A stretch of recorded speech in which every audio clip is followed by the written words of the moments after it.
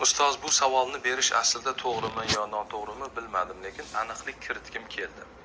Ramazon oyida xotin ro'zador bo'lsa, kechqurun yaqinlik qilib qo'ysa, qanchalik gunohkor bo'ladi?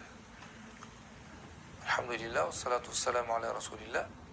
Ramazon oyida og'iz ochgandan keyin to og'iz yopadigan vaqtgacha, ya'ni saharlikda og'izni yopadigan vaqtigacha xotinga barcha xotinlik munosabatlari halol bo'ladi. Hech narsa yo'q ularga.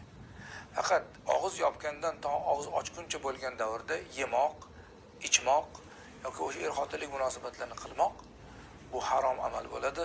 Shu ishni qilib qo'ysa, qasddan qilsa, kabira gunohlardan birini qiladi va kafforat vojib bo'ladi. 61 kun ketma-ket ro'za tutib beradi. Bilmasdan qilsa, esida yo'q deb qo'ysa yo ichib qo'ysa, esiga tushishi bilan to'xtaydi. Allohu alam bissavob.